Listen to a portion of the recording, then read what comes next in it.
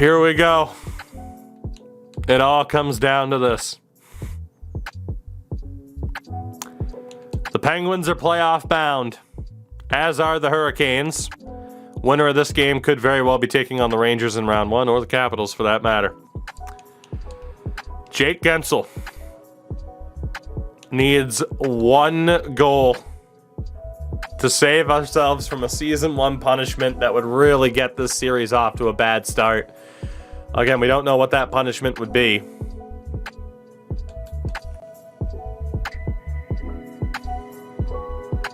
Nobody else has hit 20 goals.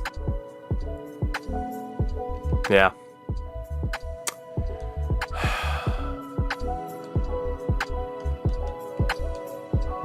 The only thing I can think of is just making sure that Guentzel has that ability to shoot 1-Ts if necessary. You know?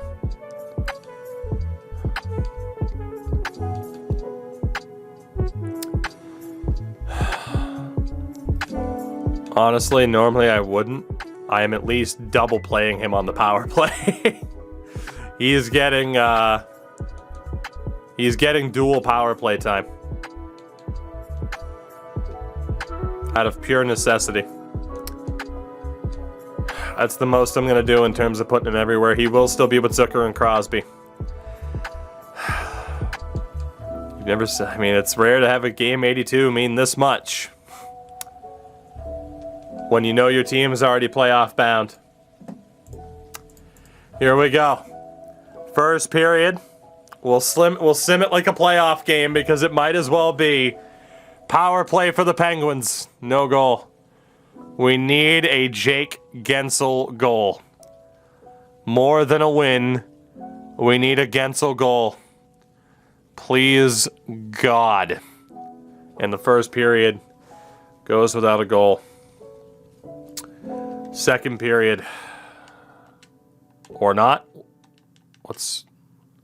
I'm so confused. I can't. My game just crashed. Or my game froze, or my controller's fucked. It's one or the other. Hopefully it's my controller. It was my controller. We're good. Come on, Guentzel, please. No voodoo. No bullshit. Brian Russ scores. Jake, come on. Halfway through this game, Jake, we need a goal. Please, God, let Guentzel score. It's...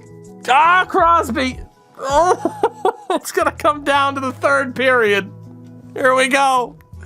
We need a Guentzel goal, please. Please, God, Malkin score. Everyone but Jake. Please, God. You gotta be kidding me. Please? No! Zucker! Everybody but Jake has scored! Oh my God, you gotta be fucking kidding me. Like, just about everyone else in the top 6, except for Jeff Carter, has scored. And he still has time. Oh my God. Oh good, we've won 3 in a row. Yippee. Get that top line out there right now.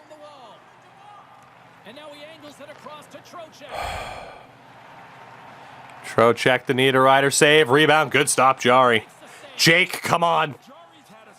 Jake, please. Come on. Oh my God, our breakout's been atrocious. Just wide. Letang recovers. Zucker.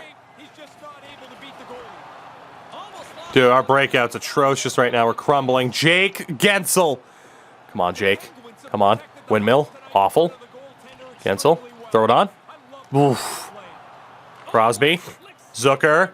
Save. Rebound. Guentzel. No, Zucker.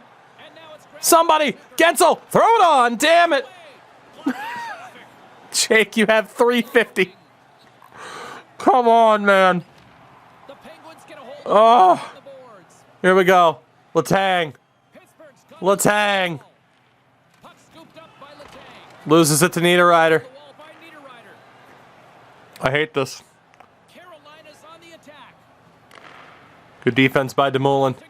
It's Letang again. Or not. Crosby shot. It was Gensel and he passed it. We're going to use our timeout. It's a little bit early to use it, but we're going to use it. No, we're not. No, we're not. We got to save it. We got to save it. We'll let the second line get out there. I mean, numbers it could be. Again, I'll take all suggestions that are reasonable, put them on a wheel, and we'll see what happens. So chat, yeah, you got 3 minutes. You might want to think about it. What should the reaction be? We've made the playoffs, but not having 230 goal scorers. Think of a reasonable response. Think of a reasonable response. I don't want to have it be, oh, you lost, trade Sidney Crosby. Like, obviously not that. I'm talking a realistic, reasonable response to not having the 230 goal scorers. Trade for Nathan McKinnon. Like, we're not doing shit like that. Battling for it along the boards. Grabbed along the boards by Teravainen. Carolina's moving the puck through center ice. From the point, looks to make something happen. Broken up with the stick. Big save there. Oh, he keeps it. Computer draft could be a response. Another response could be to draft all snipers. Like, get creative with it. Nice save, Jari. Oh, what a great save by Jari. All right, let's get that top line out there. Accessible online 24/7. You can also check out the team store in the arena as well. Yeah, I have to suffer one more year of Brock McGinn. There you go. The Penguins win it in the defensive Dumoulin. Send it up, Dumoulin. What are you doing? Come on. What are you doing, Dumoulin? Nice poke check by Jari. Here's Gensel. Jake, please. Jake for Zucker. Zucker. Zucker. Oh, my God. Come on, Jake. Win that battle. Win that battle. Damn it.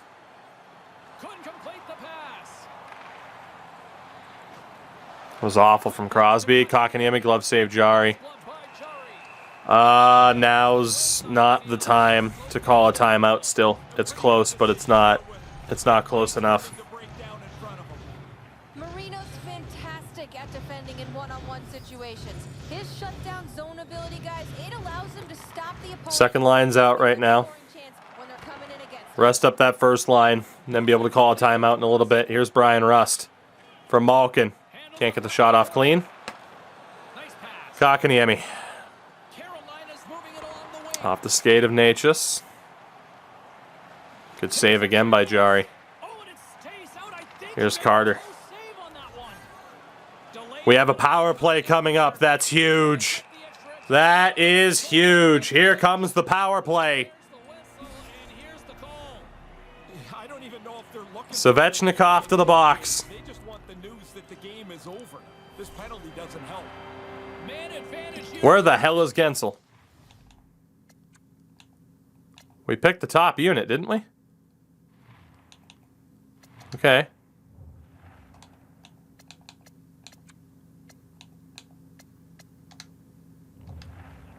The power play guys are pumped here. They haven't had any. Oh, good for you! Masty. Appreciate the follow, by the way. I don't know where Gensel is. Let me get the second unit out there to make sure he's there. The Penguins gain control of the puck against the wall. Couldn't catch up to that pass. Jeff Carter.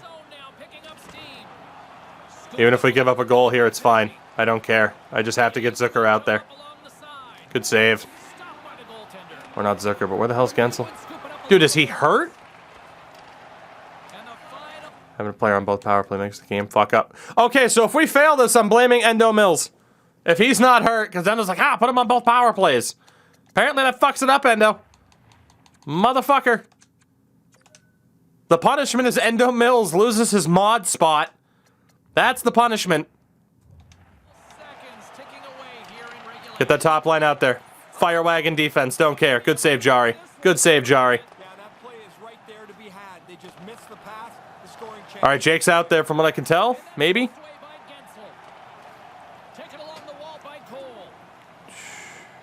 Come on. Endo, no, you weren't. Don't try to play that game. All right, Gensel's out there. We have 25 seconds, and we can't get the puck. Letang has it. Crosby, please win this. Get in there, Gens. Get in there. Gensel, no. Get it back. Gensel, no. No.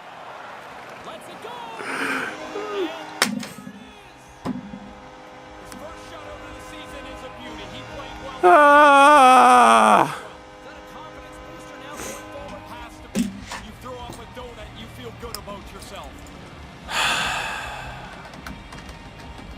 You know, there was a time it almost seemed like it was cool to ignore the fans after.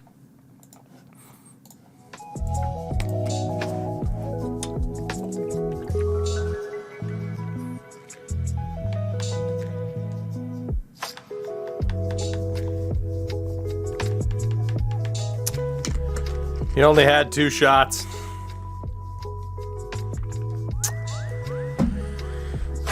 So, we have made the playoffs. However, somehow, some way, we have failed all 3 of our goals. All 3 of our goals on the season. We did not record 10 shutouts. We did not have a defenseman finish top 5 in points.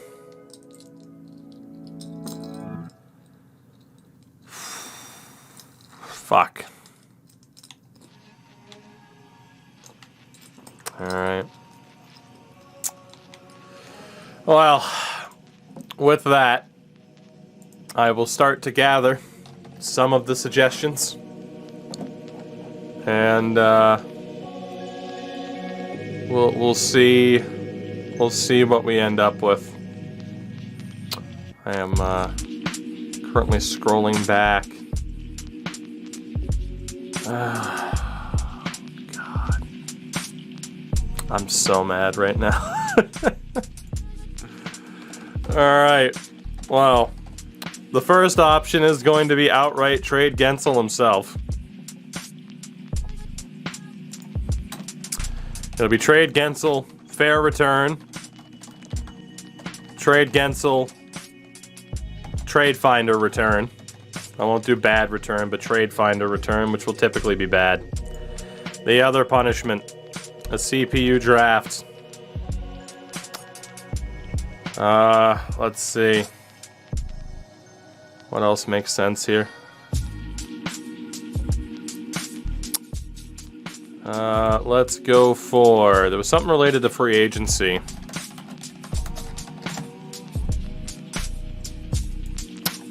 We'll have lose. So in free agency, in terms of prospects, I'm only allowed to sign, you sort by potential in free agency. I'm allowed to sign 1 forward, 1 defenseman, 1 goalie.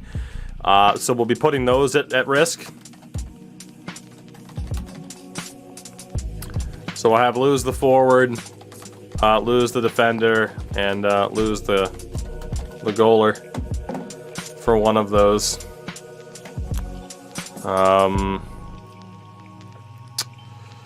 Let's see. We have the all snipers draft.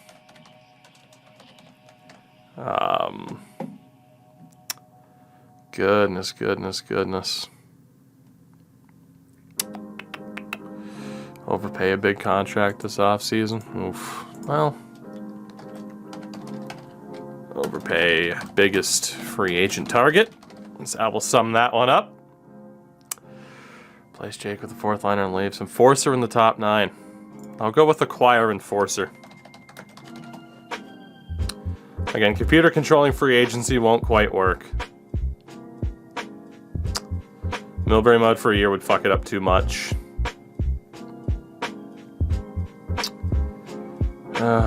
Goodness. Auto accept the next AI trade. I'd have to turn trade offers back on from the AI. But all free agent signings over 30. My God. Oh boy. Let's see. I'm still looking at suggestions here. God. Praise probably, but let's see.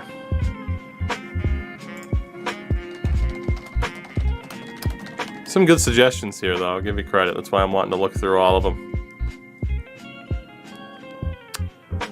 Let's see. I'm so mad.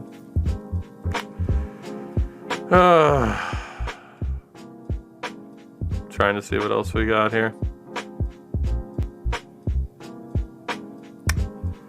Let's see. Again, I'm trying to make sure they're solid. Man, you guys have been leaving 1,000 suggestions that I'm trying to catch up on.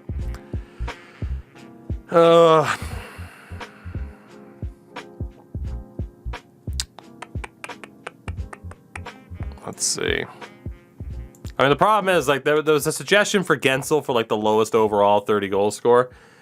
The problem is... Oops, didn't mean to go to that one. God, let's see. The problem with that, and again, we'll do our full stat rundown in a minute, is if we look at goals, it's going to have been a lot of people who scored 30 goals, and I'm going to presume not many of them are that low overall. A lot of 30 goal scorers. Like, for lowest overall, oh my fucking God. Well, Brett Connolly scored 30. He's automatically the worst. All right. Trade for Brett Connolly. Connolly. Play in top 6 will be the requirement there. God, I like that more than just outright trading for Jeff Skinner because it's just awkward and painful. Oh, God. There's a lot of support of Gensel for Skinner. Oh, goodness. Chat drafts for you. Nah, fuck you, Endo. You don't get any fun. You don't get any fun. Alright. I think we got it. Again, chat draft isn't happening. You guys can fuck off. I'm trying to make this about you. Get out of here. Get out of here trying to make this about you. Okay. So, in terms of what I got marked down, let's go over these one more time. Trade Gensel for a fair return. Trade Gensel using the trade finder. AI drafts for me. Lose the forward, defenseman, or goaltender prospect that we could sign. All sniper draft. Overpay our biggest free agent target. Acquire an enforcer. Well, yeah, the argument could be like, oh, we don't have the goal scoring, so we're going to be tougher to be successful. Auto accept the next AI trade. All free agent signings over 30 with the exception of the prospects. Overpay a sniper in free agency. Trade for Brett Connolly. Trade for Jeff Skinner. One of these things will happen as a punishment for not hitting any of our targets this year. What is it going to be? And it will be the computer drafting for me. Lovely. Lovely. If there was a year for that to happen, this would probably be the year because of how little we have in terms of information. But it still makes sense in a sense that I know the overalls of the created players I added into the game, obviously. So I can't just make sure I get the best one. So it could have been worse. It's still pretty rough. We are playoff bound. We'll do our full little recap here. I mean, 47 wins on the season was fantastic. Rangers made the playoffs. We'll be playing the Capitals in the first round because, of course, Carolina also made it. The Islanders just missed out. And in the Atlantic, it's Toronto, Boston, Tampa, and Florida. It's Montreal, Detroit, Buffalo, and Ottawa do not make it. In the Central, Minnesota, Colorado, St. Louis, Nashville, and Chicago all made the playoffs. And in the Pacific, it was Vegas, Edmonton, and San Jose made it. Vancouver missed out on tiebreaker. The Kraken missed out on 1 point. The other 2 California teams, shockingly bad, and Calgary underperformed as well. So the Toronto Maple Leafs win the President's Trophy. The LA Kings will have the #1 odds in the lottery to acquire Shane Wright. Best offense in the league was Washington, and that's what we're up against in round 1. We were up there as well at a 3.0. LA averaged just over 2 goals a game. That's brutal. Goals against wise, they also allowed a crap ton of goals. Toronto had the best goals against average. Power play wise, Carolina had the worst power play in the league and they made the playoffs. Best power play was Edmonton. We were somewhere in the middle. Penalty kill, Anaheim had the best. We had the 2nd worst PK in the league. I had a suspicion. I had a sneaking suspicion that we could have the worst PK in the league, and we do. In terms of the offense, Crosby was great. Gensel was great, but that horrible start to the season really doomed him. Evgeny Malkin, a little bit, 59 points is okay. Rust was okay. Zucker was solid for what I expected of Zucker. Kapanen, solid on the 3rd line. Jeff Carter, I can't imagine we're bringing Jeff Carter back. Unless he has a big playoffs. Teddy Bluger, kind of struggled for a 3rd liner. Aston Reese. Again, not the big point totals from the 3rd line. And from the 4th line, no one even approached 20 points. So I'm a bit disappointed in the bottom 6's production as well. Letang had 61 and 78, but not good enough. Friedman ended up with 51 points. He's still only an 81. I mean, again, he's someone that you could look for late development from. He's been good so far in limited NHL time, but still, we had to replicate it. Matheson, DeMula, Marino. P.O. Joseph was honestly pretty disappointing from a point production standpoint because he is an offensive defenseman. Again, for anybody who does not remember as to why I use a bunch of 99s, it is because those are less important attributes, and that way the key attributes keep a player's overall to where they should be. Hence, McDavid still being a 95, having 99s and everything, but his defensive ones being like an 80, which is accurate. Philip Lindbergh might have to be our starting goalie in the playoffs. I think we're absolutely done with Casey DeSmith. So it'll be between Jari and Lindbergh to be our starter come playoff time. So that'll be fun. And around the league, Brad Marchand actually put up the most points in the league. That's shocking. I haven't seen him do that. Ovi was up there, Crosby. Pacioretty was the other guy to hit 100 points. You had Matthews, Draisaitl, Kaprizov, Gensel, and Point also up there. For goals, it was Matthews, Ovechkin, Marchand, Pacioretty, Draisaitl, and Rantanen all hitting 50. And in terms of assists, Marner was 63. Gensel and Crosby both over 60 as well. So, I mean, McDavid was up there. He was over a point per game, but not by a ton. For whatever reason, even though he has a 99 and everything, that's what happens, because that's how the game sims. Defensively, boy, my God, Makar was also well over point per game as well. John Carlson just took off. Jesus. Pietrangelo, Burns, and Hamilton all hit at least 20 goals as well, which is crazy. Petro only had 37 points. That's incredibly low for him. Also, he definitely doesn't have gold bouncers, so the Fog of War effect is going on with the badges, by the way. And goaltending-wise, 42 wins for Campbell. Save percentage-wise, Shesterkin may have won the Vezina. Decent shout for Hellebuck and Campbell as well. Again, we needed 10 shutouts. Leonard, as a team, we got like 3. Leonard had 11 on his own. And the rookie race, very obviously, it is Lucas Raymond. Decent effort from Zegras and Boldy. Seider was up there. Friedman was up there as well. He's 5 years older than Moritz Seider. So. Jinx, I mean, yeah, D'Angelo would have god-awful defense, but really good offense. Balances out. Let's take a look at the AHL here, too, really quickly, just to see if there were any interesting people down there. So, Hendrix Lapierre led the way for forwards. It's up to an 81? Probably not. He is a 4th-line forward, though, so he should be on the roster next year. We got Shinnikov, Logan Hutsko. So the other thing that I'm thinking, though, is if we want to look at the Caps lines in the playoffs, we might as well just turn off the fog of war effect entirely. But the idea at the time was essentially trying to be like, oh, well, I can't see what they have and stuff like that. But eventually I feel like it's going to come off anyway.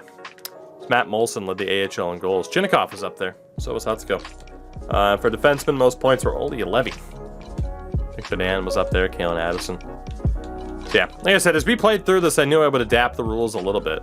Shout out to Alex DeOrio. What the hell? I think I will end up turning off that fog of war effect because it will just lead to way too many questions about, oh, were those X factors accurate and stuff like that. So, oh baby, oh bourbon. So, we find ourselves in an interesting spot. We do make the playoffs in Season 1. That's not overly surprising with the team that we have. However. The question is, what the hell do we do with the lines from there? I feel like it's best to probably have Zucker and Russ together and have Carter hopefully get carried by Gensel and Crosby. I feel like that's for the best. Have that second line be great, and again, Crosby and Gensel can work to boost up Carter. I'm worried about the bottom 6, but again, there's literally nothing I can do about it. They have to stay. Defensively, we'll put Marino with Dumoulin and have Matheson with Letang. Although, yeah, I'd rather boost up Matheson, I think. As Kapanen so low. What, an 82? He doesn't deserve to be any higher. We're talking about in the lines, it's because he's a third line guy. P.O. Joseph's looking pretty good, though, which is nice. But again, he's got to stay there for now, based off of how we started the season. I think we have to start Tristan Jarry for the playoffs. I mean, again, he's signed through next year. As is Lindbergh. We pretty much have to start Tristan Jarry to see what happens. And then take it from there. The only other thing is I actually want to go best lines because it will change up the power play, which is very important for us right now. So, there we go. Or the PK, I should say. So our team is pretty much set. I don't know what, I don't know, obviously, what Washington will look like. But we made the playoffs. We do have that punishment coming up, which I agree it wasn't the worst one that it possibly could have been in the grand scheme of things. But the endless, ageless battle between the Pens and the Caps will resume. Because of course it will. It'll never stop.